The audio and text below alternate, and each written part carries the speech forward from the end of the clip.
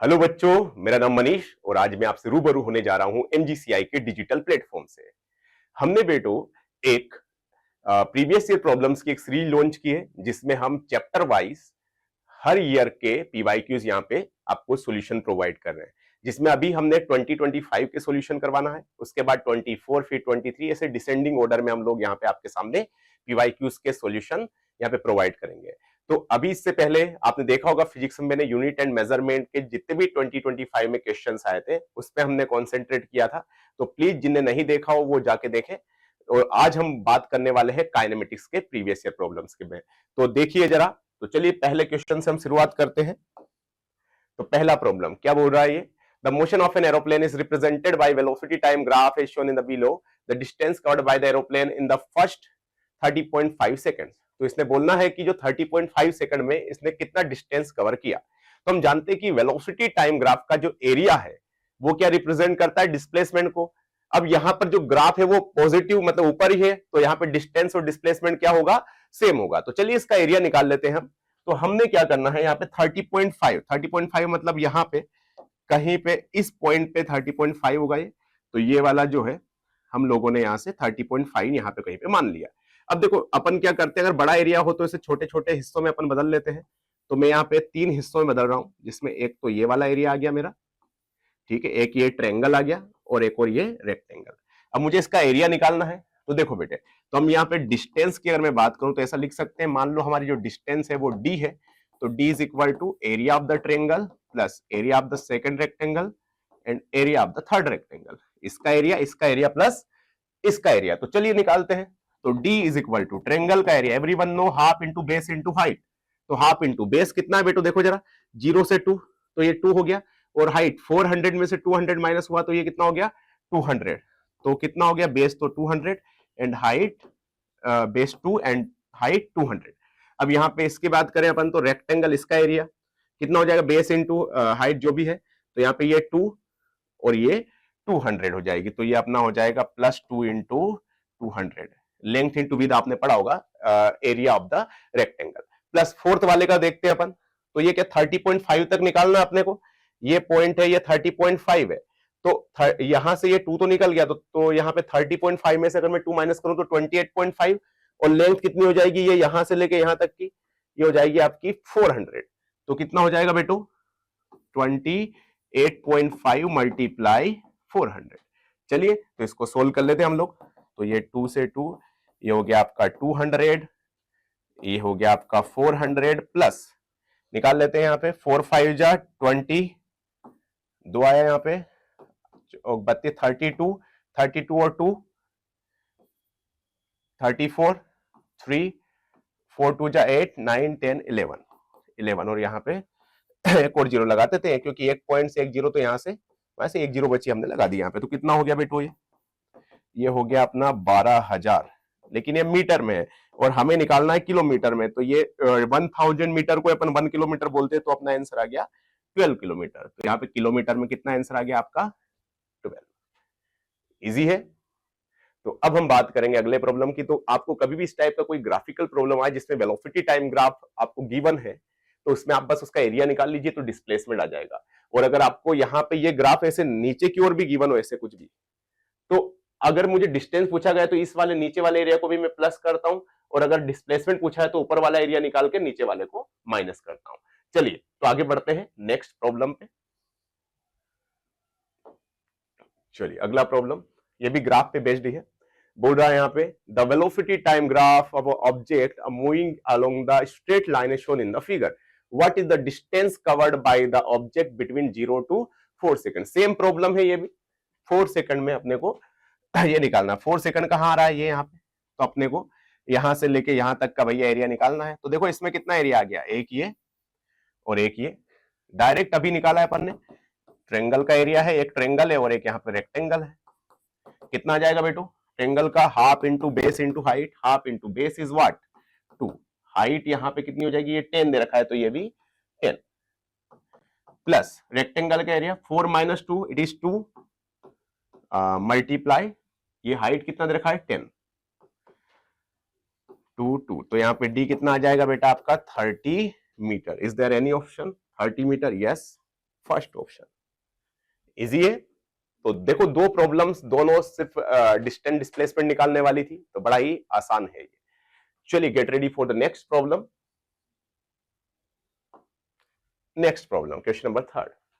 इसमें देखो क्या बोल रहा है, maximum speed of A boat in still water is 27 kilometre per hour. Now the boat is moving down stream in the river flowing the 9 kilometer per hour. A man is brought through a ball vertically upward with the speed of 10 meter per second. Range of the ball observed by the observer rest in the river bank. वाह, बहुत बेहतरीन सवाल है ये। देखिएगा, समझिएगा, इसको समझिएगा। यहाँ पे एक बोर्ड जा रही है आपकी। अब देखो यार, ये जा रही है 27 से, गिवन है यहाँ पे स्टील वाटर में 27, और यहाँ पे रिवर भी 9 से फ्लो कर रही है पर आवर kmph। तो अच्छा, रिवर अगर ये डाउन स्ट्रीम जा रही है हमारी, तो डाउन स्ट्रीम में क्या होता है कि जो रिवर जो होती है वो सपोर्ट करती है बोट का, ठीक। तो यहाँ पे भैया क्या क्या हो जाएगा हमारा, कलर चेंज कर लेते थोड़ा सा हम। तो यहाँ पे इसकी जो वेलोसिटी आ जाएगी, किसी बैंक पे अगर कोई बंदा बैठा है तो इसके रेस्पेक्ट में क्या आ जाएगी, velocity of boat with respect to the ground 27 plus 9 बोले तो 36 किलोमीटर पर आवर। इसको अगर अपन यहाँ पे 36 को मीटर पर आवर में, मीटर पर सेकंड में कन्वर्ट करेंगे तो 5/18 से मल्टीप्लाई, 18 1 जा 18 2 जा, कितना आ जाएगा 10 मीटर पर सेकंड। अब देखो यार, यहाँ से बोट कितने से जा रही है ओवरऑल, यहाँ पे बाहर से देखे तो 10 मीटर पर सेकंड से। तो अपना यार एक्स एक्सिस का वेलोसिटी, इसे अपन यूएक्स बोल देते हैं, तो ये कितना आ गया 10 मीटर पर सेकंड। अब बोट के रिस्पेक्ट में कोई बंदा जो इस पे है और वो इस बॉल को ऊपर फेंक रहा है, कितने से 10 मीटर पर सेकंड से। तो आपका यू भाई भी कितना आ गया भैया 10 मीटर पर सेकंड। अब अपने को हॉरिजॉन्टल रेंज निकालना है, तो what is the formula for the range, 2ux ui divided by ay की वैल्यू हम जानते हैं भैया, यहाँ पे नीचे सिर्फ ग्रेविटेशनल एक्सेलरेशन लग रहा है, तो यहाँ पे ग्रेविटेशनल एक्सेलरेशन, तो यहाँ पे ay की वैल्यू कितनी हो जाएगी g, यहाँ पे g भी लिख सकते हो आप, चाहे तो इसको बना सकते हो। ux होता है u cos थीटा, ui जो होता है वो u sin थीटा, तो 2u cos theta u sin theta divided by g, this is the formula for the range. तो यहां से रेंज कितना आ गया 2 मल्टीप्लाई, ये भी 10, ये भी 10, और ay भी कितना है बेटे यहाँ पे 10, 10 से 10 कैंसिल, तो रेंज कितना आ गया यहाँ से आपका 20 मीटर। लेकिन याद रखें, कभी हम यहाँ पे 20 लिख के आ जाएंगे तो ये आंसर गलत हो जाएगा। क्यों? क्योंकि छोटी सी चीज यहाँ पे इन्होंने चेंज कर दी भैया सेंटीमीटर में, तो 1 मीटर में 100 सेंटीमीटर होते हैं, तो 100 से मल्टीप्लाई कर देंगे तो कितने सेंटीमीटर हो जाएंगे यहाँ पे 2000 सेंटीमीटर। क्लियर है? तो आंसर है 2000। इजी है, तो इसे ध्यान से देखिए, चाहे तो आप स्क्रीनशॉट लेके भी इसको देख सकते हैं जी। तो चलिए आगे बढ़ते हैं अपन लोग।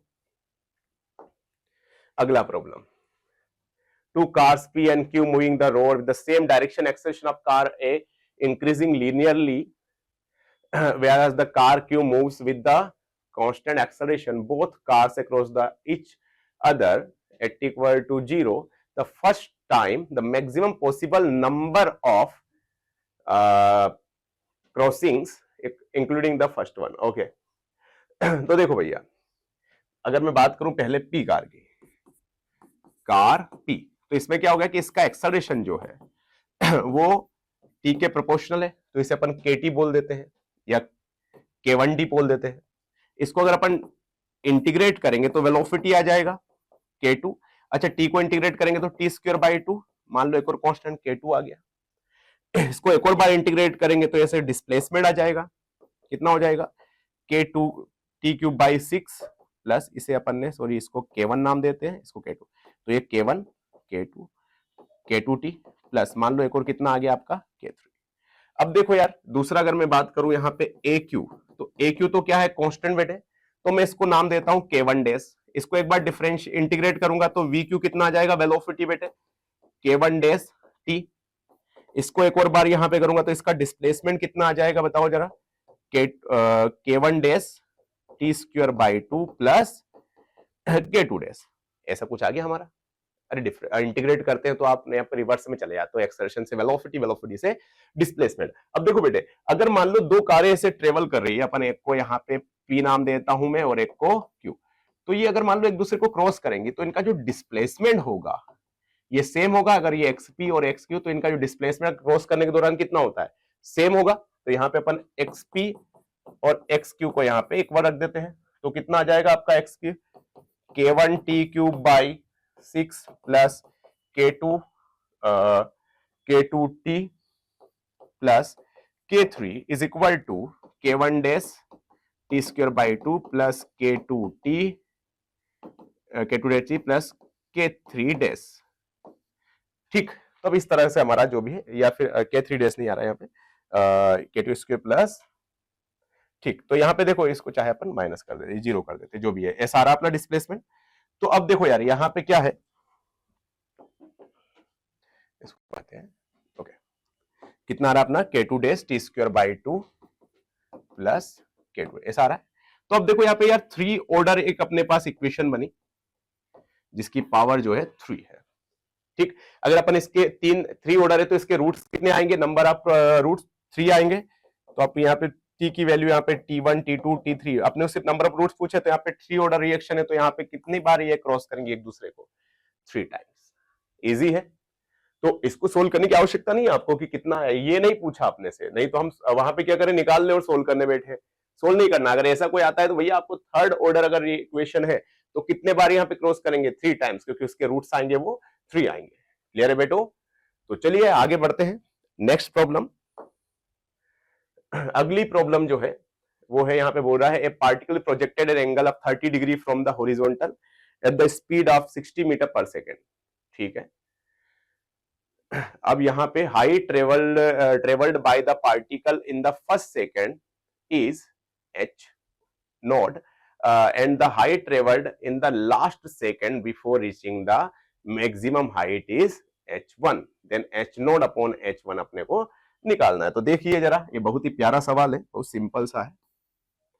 मान लीजिए आपने एक को हम x एक्सिस बोल देते हैं और एक को बोल देते हैं y, यहां से एक बॉल को आपने प्रोजेक्ट किया। तो देखो बेटे, यहाँ पे t अपन ने t इक्वल टू 0 पे प्रोजेक्ट किया, कितना इसका स्पीड दे रखा है 60 और ये एंगल दे रखा है 30। तो अच्छा, इसका टाइम इंटरवल कितना हो गया, ये देख लेते हैं अपन। तो टाइम इंटरवल कितना हो गया बेटो, तो t इक्वल टू आपने पढ़ा है 2u sine theta by g, तो 2 इंटू 60 u साइन 30 की वैल्यू 1/2 होती है, g की वैल्यू 10। कितने सेकंड्स हो गए हमारे, 6 सेकंड। अच्छा 6 सेकंड हो गए तो यार यहाँ पे ये जो टॉप पे कितने सेकंड में पहुंच जाएगी, t इक्वल टू 3 सेकंड में, और t इक्वल टू 6 सेकंड में तो ये यहीं पे पहुंच जाएगी। ठीक, अब देखो, तो ये बोल रहे फर्स्ट सेकंड, मतलब यहाँ पे फर्स्ट सेकंड में मान लेते हैं ये h नोट, और last second before reaching the, मतलब लास्ट सेकंड मतलब जैसे 3 पे पहुंच रही तो क्या 2 सेकंड यहाँ पे, 1 सेकंड पे यहाँ पे 2 सेकंड, तो ये कहीं पे होगा। तो यार लास्ट सेकंड में मतलब ये वाली हाइट आपको निकालनी है। इसको अपन ने क्या बोला, h1। ठीक, तो अपने को h नोट बाई h1 की वैल्यू यहां से निकालनी है। ठीक, तो अब यहां से हम बात करते हैं आगे। तो h naught is equal to क्या पढ़ा है बेटो आपने, ut plus half at square. तो यहां पे अब जानते हैं भैया, इधर अगर मैं बात करूं ये ux आएगा और इधर आएगा आपका uy, तो ux तो कितना आ जाएगा आपका u cos theta, and what's about the uy, it is u sin theta. तो uy की वैल्यू कितनी आ जाएगी, अपन यहां से निकाल लेते हैं 60, साइन 30 की वैल्यू 1/2, तो कितना आ गया आपका 30। तो अपने को वर्टिकल हाइट निकाली, इसलिए मैंने वर्टिकल वेलोसिटी यहाँ पे निकाल ली, कितनी है अपनी u sin थीटा, या जिसे हम बोलते हैं 60 इंटू हाफ, तो यहाँ पे हो गया आपका 30। तो चलिए भैया h naught is equal to u कितना देखा बेटे 30 इंटू 1 सेकेंड में 1, यहाँ पे रिटार्डेशन हो रहा है तो हाफ, a कितना दे रखा है अपना ग्रेविटेशनल एक्सेलरेशन के बराबर ही होगा ये, और यहाँ पे t 1 सेकंड तो 1 का स्क्वायर, तो h नोट कितना आ गया 30 माइनस 5, तो ये आ गया आपका 25 मीटर। तो आपका h नोट अपन ने निकाल लिया। अब देखो एक और क्या बोल रहा है, first h note and the height travelled in the last second before reaching the maximum height. तो अच्छा, ये वाली जो हाइट लास्ट सेकंड मतलब 3 से लेके 2 के बीच में, ये इसे अपन h1 बोल देते हैं। तो अगर मैं यहाँ पे अगर मैं ऐसा कर दूं बेटो, ये वाली हाइट ये दिख नहीं रही, बहुत ही छोटी है, तो अपन इसको एक काम करते हैं, हटा लेते हैं इस तरह से, ये वाली हाइट लास्ट सेकंड में, तो ये वाली हाइट ये बहुत छोटी है, इसे अपन h1 बोलते हैं। तो मैं ऐसा कर सकता हूं क्या, मैं यहां से यहां तक इसको तो h मैक्स बोलते हैं, और यहां से लेके यहां तक इसको अपन h2 बोल देते हैं 2 सेकंड। तो ये जो h1 आएगा, इस h1 को अपन ऐसा लिख सकते हैं बेटो, h मैक्स में से अगर मैं यहाँ पे h2 को घटा लूं, यहां से यहां तक की हाइट h2, अपने को ये छोटी सी हाइट निकालनी है लास्ट सेकंड में, 3 से 2 के बीच में, यहाँ पे 2 से 3 के बीच में जो हाइट इसने कवर की है। ठीक, इसको अपन कलर थोड़ा सा बदल के अपन बता देता हूं मैं आपको, ये वाली हाइट, ये छोटी सी हाइट ये। तो अब इसको निकालना है हमें, तो अब देखो कैसे निकालेंगे भैया। तो अब देखिए भैया, तो यहाँ पे एच मैक्स सबको पता है, एच मैक्स कैसे निकालते हैं, कैसे निकालते हैं? एच मैक्स का फार्मूला सभी जानते हैं, मुझे बताने की जरूरत नहीं है, you square sine square theta divided by 2g। तो 60 इंटू 60 साइन थीटा की वैल्यू, साइन 30 की वैल्यू 1/2, 1/2 का भी स्क्वायर करेंगे तो 1/4, और यहाँ पे 2g की वैल्यू 10, तो 20, 21 जा 23 जा 20, ये हो जाएगा 4 1 जा, और ये 15 और ये 45 मीटर। तो ये वाली जो हाइट आ गई आपकी एच मैक्स, ये तो 45 मीटर आ गई। तो ये 45 माइनस, अच्छा H2 निकाल लेते हैं। H2 कैसे? Displacement in the second 2 second, vertical displacement 2 second. तो देख लेते हैं जरा कितना आया ये अपना 30 इंटू 2, याद है यही फार्मूला यूज करना है, माइनस हाफ इंटू 10 इंटू 2 का स्क्वायर 4। तो यहाँ पे ये कितना आ गया अपना बेटो 60 माइनस 20। तो H2 की वैल्यू आ गई आपकी 40 मीटर। तो बस यहाँ पे क्या आ गया आपका 40 मीटर।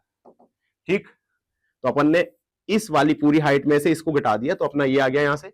तो कितना आ जाएगा ये 5 मीटर। तो आपका H1 की वैल्यू आ गई। तो अपने को निकालना है H0 बाई H1, तो इट इज 25/5। तो आपका आंसर कितना आना चाहिए यहाँ पे 5। तो यहाँ पे आपका आंसर आएगा 5। ठीक, then get ready for the next problem. यहां तक का समझ में आ गया होगा सभी को।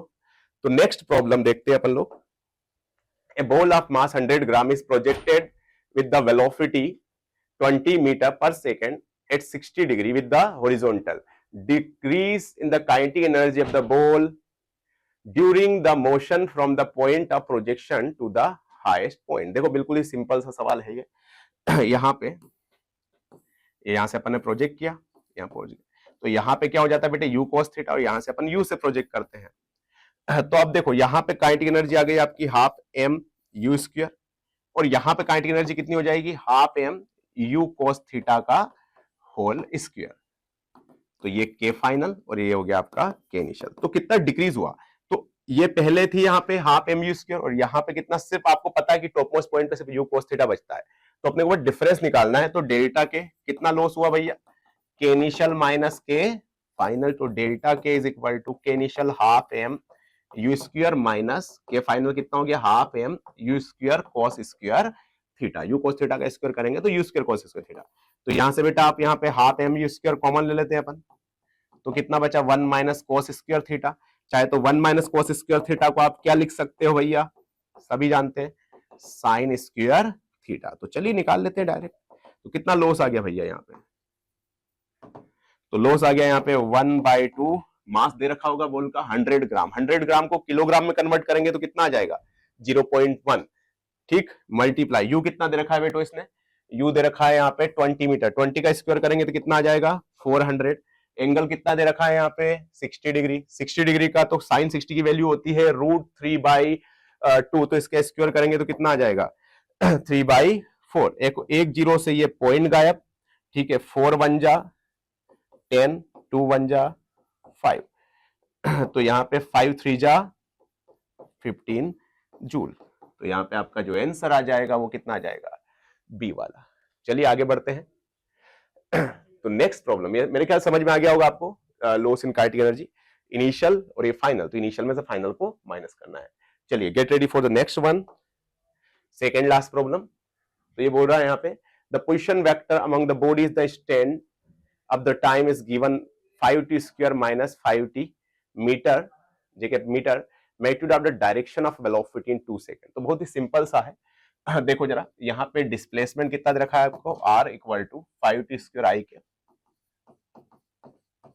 i cap minus 5t j cap. अब देखो इसको अगर मैं डिफरेंशिएट करूं एक बार, तो वेलोसिटी वेक्टर आ जाएगा, ये 2 नीचे आ जाएगा। याद है आपको डिफरेंशिएशन 5 2 जा 10t i cap minus 5, T का कितना हो जाएगा 1। अब ये बोल रहा है कि टी इक्वल टू 2 सेकंड में अपने को निकालना है। तो वेलोसिटी 2 सेकंड, यहाँ पे 2 रख दे तो ये कितना हो जाएगा 20 आई कैप माइनस 5 जे कैप। ठीक, तो अपना जो इसका अगर मैं मैग्नीट्यूड निकालूं तो कितना आ जाएगा बेटे v इज इक्वल टू 20 का कितना हो जाएगा 400 एंड ये 25। तो 425 आप जानते हैं कैसे निकाल लेंगे, 5 से कर देते हैं 17, तो ये आ जाएगा आपका 5√17। तो इसमें एक तो 5√17 का 17 के 2 है यहाँ पे।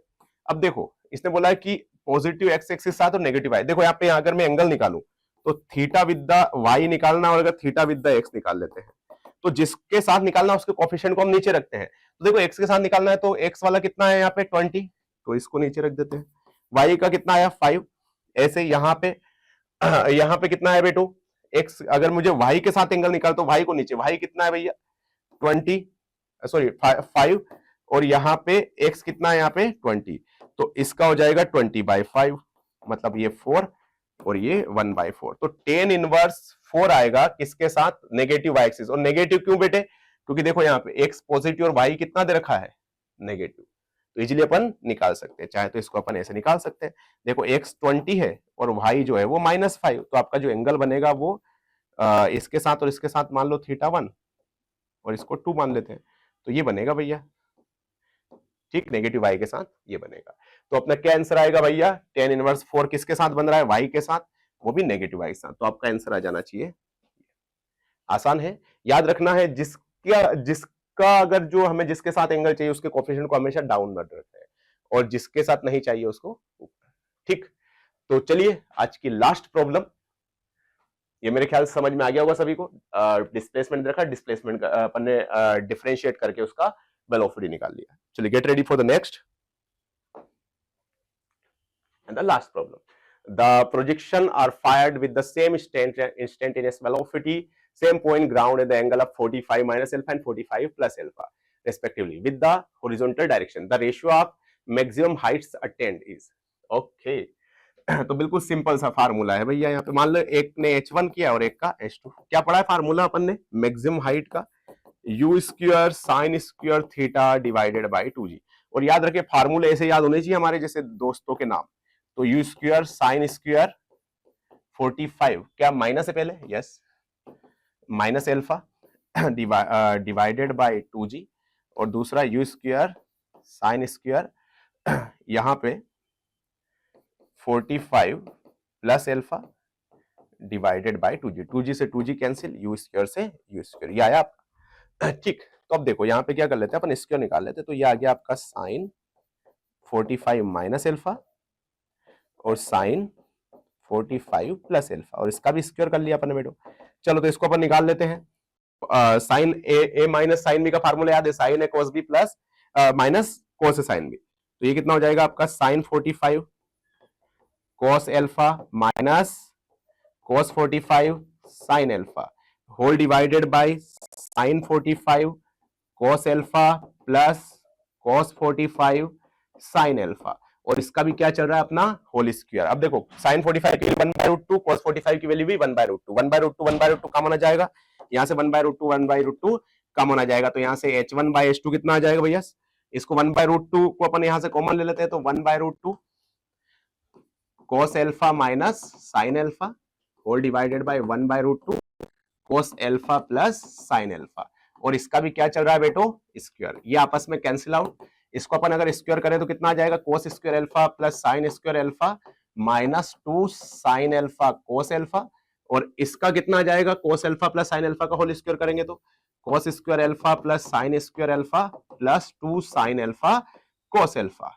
तो अब देखते हैं भैया h1/h2 कितना आ जाएगा, इसको अपन 1 लिख सकते हैं और इसको भी क्या लिख सकते हैं 1 sine square alpha plus cos square alpha को, तो ये आ जाएगा आपका 1 minus 2 sine alpha cos alpha, इसे क्या साइन 2 एल्फा लिख सकता हूं मैं, और ऐसे ही यहां पर साइन 2 एल्फा, और ऐसे ही 1 ये भी ये 1 हो गया, और 2 साइन एल्फा cos एल्फा, तो इसे भी अपन साइन 2 एल्फा। तो ऐसा कोई ऑप्शन आना चाहिए, तो आपका आंसर कौन सा आना चाहिए। तो ये थी हमारे काइनेमेटिक्स की। नेक्स्ट हम पढ़ेंगे Newton's laws of motion and work for energy. तो चलिए मिलते हैं आपसे अगले लेक्चर में, तब तक के लिए अपना ध्यान रखिएगा। Thank you so much.